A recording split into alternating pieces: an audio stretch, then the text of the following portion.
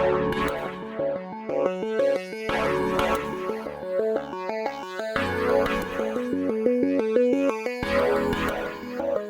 everyone. Pleasure to be here today to present the Brunner Investment Trust. And for those of you who aren't familiar with Brunner, this is a 370 million market cap investment trust. It's been around for the best part of a century, originally set up by the Brunner family, and has followed a consistent long-term oriented investment philosophy throughout its history. And we describe the proposition as a one-stop shop for investors. And the reason why we describe it that way is because what we aim to offer is a combination of both growth and income. And that's the subject of what I want to talk about today. And it's actually an important area to talk about, I think, because I find that in this day and age of increased sort of compartmentalization of investment approaches and investment strategies, sometimes this kind of gets a bit lost in the round, and even there's sometimes the implication given that it's not possible to have growth and income together in a portfolio. We very much reject that. We think it is possible to have both with the right investment philosophy and process. And so hopefully I'll be able to convince you of that today. The way I'm going to go about it is I will spend just a few minutes giving you an introduction to who we are at the team and the process, and then I'll spend most of the time just fleshing it out with some real world examples of what we're doing and what we're seeing in the portfolio. Just a summary of the proposition. Quality is absolutely key to what we do. We believe that quality business models are the business models that we should be looking at and investing in from both a growth and an income perspective. It's important for growth because quality business models are the business models that can actually capture growth in an economic sense. They can actually benefit from growth and return that value to shareholders. And then from an income perspective as well, we find that it's the quality business models are the ones that are actually better placed to pay sustainable dividends, and that's important to us. We're not interested in just chasing income for the sake of it. We want dividends that are a function of robust business models and that can grow over time. And then just a quick here just shows the history. This is what investors in the trust have received over the long term. Steady, consistent outperformance, and that's kind of key to what we're doing. We're trying to deliver, just do the job across different market environments, and at the same time providing a good dividend, as you can see there, that's growing over the long term. Just a team here that's running the trust, running the portfolio. It's a three-man portfolio team, and very much a collegiate approach. We're all highly experienced fund managers, but importantly, we also have different areas of specialism, both from a sector and geographic coverage perspective. That's important given the broad remit of the trust. Myself, I've been on the team for almost 5 years. I was the deputy manager for a while, and I took over as lead manager earlier in the year. But really, the key thing here is not actually us. It's the resources that we have on the Allianz Global Investors investment platform, and that's the portfolio management teams that we have around the world and the fundamental research resource that we have. And what we're doing as the portfolio management team is trying to draw out the best ideas that are coming through from these various resources to put them together into the portfolio. And it's on the philosophy that we're following. This is how we think about about stock picking, about how we analyze the companies that we're investing in and that we hold in the portfolio. This is a shared language that the three of us and the other portfolio management teams all follow to allow us to debate investment cases in a structured and sensible manner. What we're looking for is, so from a growth perspective, what we're trying to understand here is some of the longer term drivers, thematic, secular drivers that are impacting the economy and society. And we want to understand how those are affecting different industries and different subsectors, so that we can work out, which markets are likely to expand over time and which maybe aren't going to expand, and ones that might decline, so that we kind of know where we need to be looking and where we probably need to be avoiding.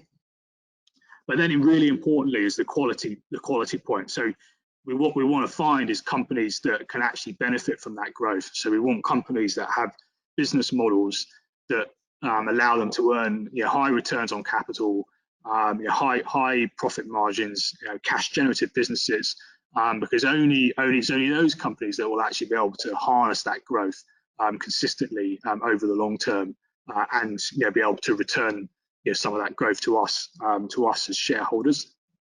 And then finally, valuation is really important to us. We've got to make sure that we're getting an attractive valuation, so that there's still upside for us to participate in. But it's definitely not the first thing we look at. It's the last thing we look at, after we have assessed the quality and the growth characteristics. So that's just a brief overview of what we're doing and how we think about investing. And the rest of the time, what I'm going to do is just bring it to life with some of the structural trends that we're seeing across the world. Talk about how that's affecting different sectors, and then some of the companies that we own in the portfolio. And the first one I'm going to touch on is digitalization. And this is obviously an absolutely massively important structural trend that is affecting all of us, all of our lives. It's affecting most industries. And what's interesting about it for us is that it's now about so much more than just technology.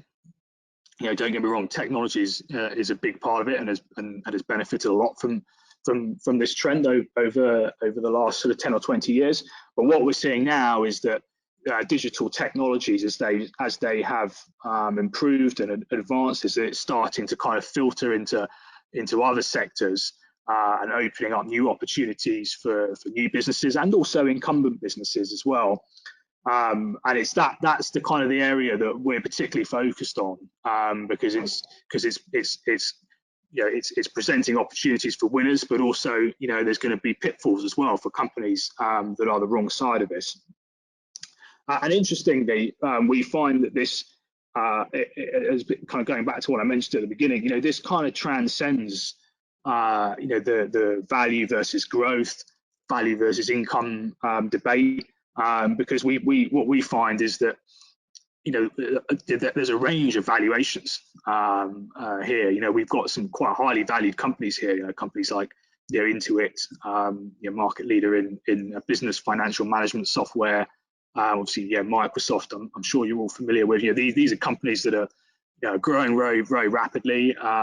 They're certainly not lowly valued from our income perspective. They're not huge contributors to the income.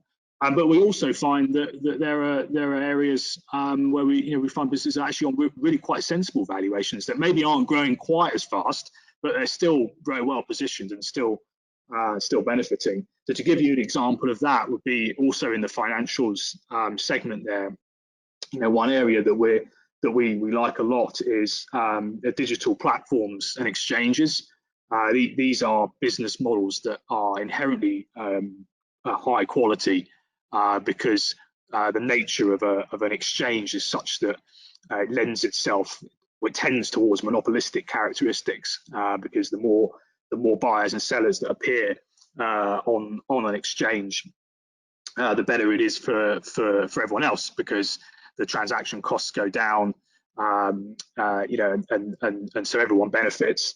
But also the other thing that's really interesting about these companies is that as they've digitized their businesses, that's meant that as their actual products become digital, they suddenly the data that they have on their customers and on the transactions starts to have a value that it didn't previously have, and they can take that data and use it in ways to further enhance the product and service, and so further improve the barriers to entry and the quality of their offering. But they can also bolt on other services as well. So CME Group, that's an example of a company that's been doing that. You know, their core business is in that's commodities and treasury derivatives, S&P futures. They're the market leader in the exchanges on those products. But what they've also been doing is building a data services business on the side as well, which using some of that data and selling those products to their customers. Another example closer to home, be IG Group.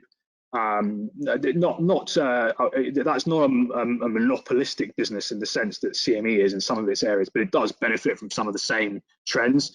A very well invested digital platform that offers trading, spread betting services, and has grown very strongly. In fact, both these businesses have grown well over the long term.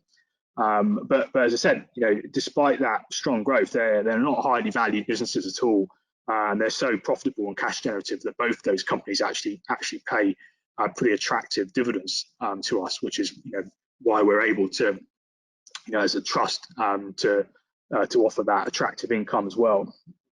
I should say on this as well that actually this also transcends COVID, and because there's been a lot of, as I'm sure you would have read this year and seen what's happening in the market. COVID, one of the things that COVID has done is that clearly benefited some companies, particularly sort of technology and companies that benefit from people staying at home and using digital technologies at home, and some of the kind of more old economy businesses have suffered a lot.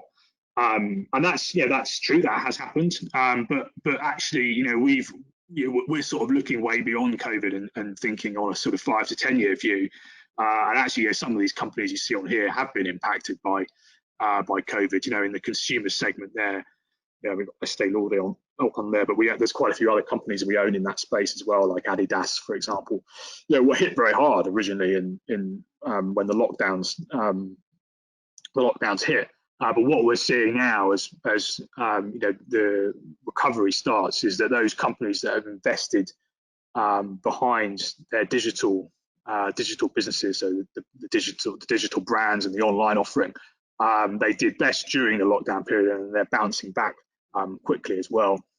So we're very much looking beyond COVID and trying to make sure we're positioned in the right way for the long term. So that's what we're seeing on the digital economy.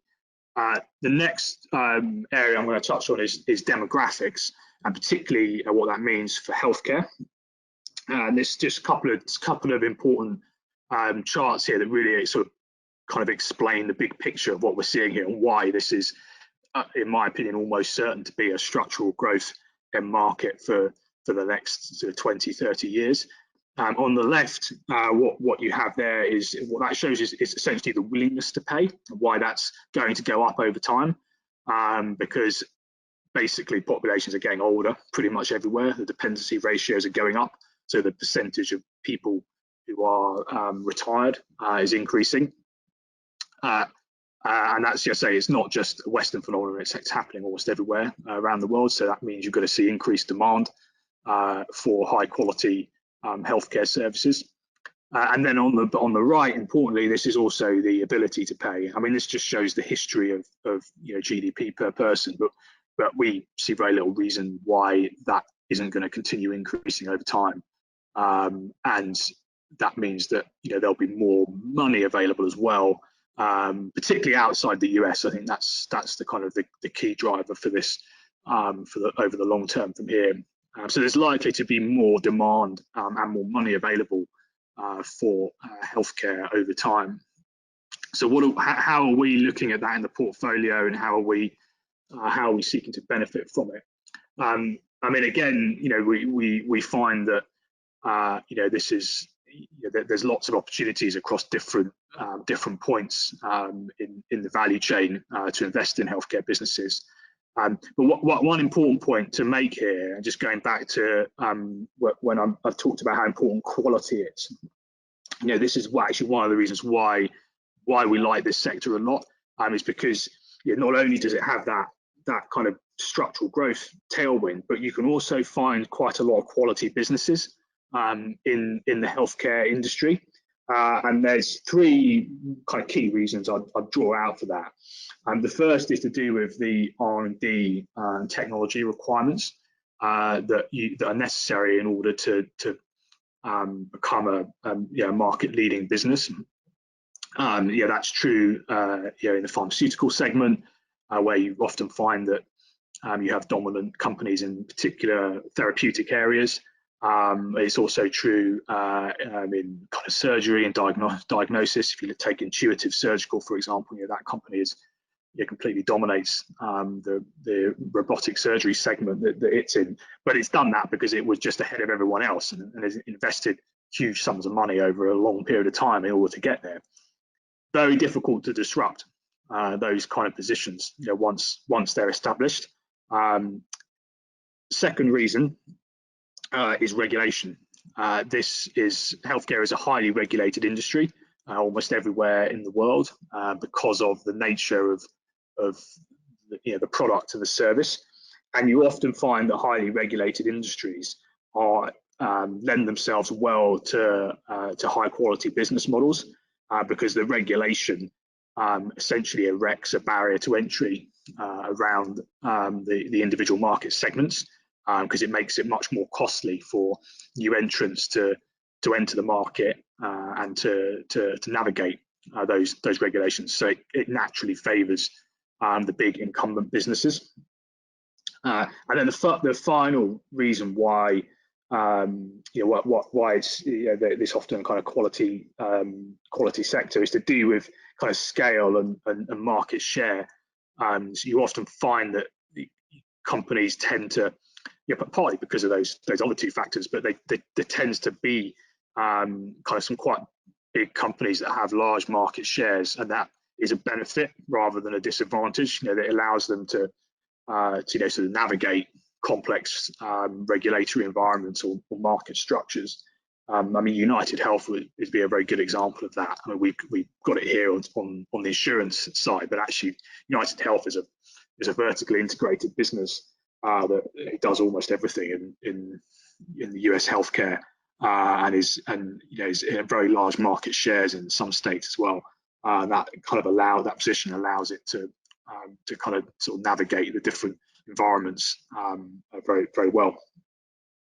And again, similar to the digitalization example, range of valuations here. It's it's by no means all about sort of high growth, high valuations. There are some examples of that. Intuitive is a very highly valued stock on today's numbers, but we would argue that that's almost irrelevant because the growth is so rapid and so visible. But you company like Roche, which is the market leader in the oncology segment, and has been for a long time, sort of facing some issues at the moment on biosimilar erosions in some parts of its business, but we're pretty confident that long term it's a really kind of powerful, sustainable franchise. But that's actually on a pretty sensible valuation, and I say we still think it can grow over the long term. So that's a kind of example of like how we build that balance into the portfolio. Just the last example, which I'll try and whiz through because I'm almost on my 20 minutes. It's just on the energy transition, and here we're showing here that this couple of charts just show what we expect to see. This is electricity in particular. Electricity is expected to grow very strongly as electricity demand, as you can see on the right there, partly because it's actually a beneficiary of digitization, because when you digitize things, they tend to lead to more demand for electricity. And so we expect that growth to continue. But it's worth pointing out that energy demand has almost always gone up anyway over time as GDP, just on the following GDP growth. That's on the right. On the left, you have the mix, which shows kind of what you'd expect to see, which is renewables taking share, particularly from coal, to some extent from gas as well, but actually not gas is not expected to fall that much when you factor in the overall growth of demand for energy. A lot of these kind of incumbent, if you like, technologies are actually quite likely to still grow. And that's kind of an important point. And we've looked at energy transitions in the past, and people have often made made that mistake and not kind of underestimated the staying power of some of the existing technologies simply because the infrastructure is already in place. And what you tend to find is that the new technologies kind of mop up some of the incremental demand. It's a very capital intensive industry and takes a long time to change. So it's quite different to some of these other disruptive trends that we've seen. And so for that reason, for us, this is an area where we're more open-minded about some of the incumbent businesses. But where we do own incumbent businesses, like in the energy space or utilities, we are focused on those companies that are they're positioned in what we think is the right space. So for energy companies, we have a strong preference for gas exposure, and because that's an area that we do expect to continue growing.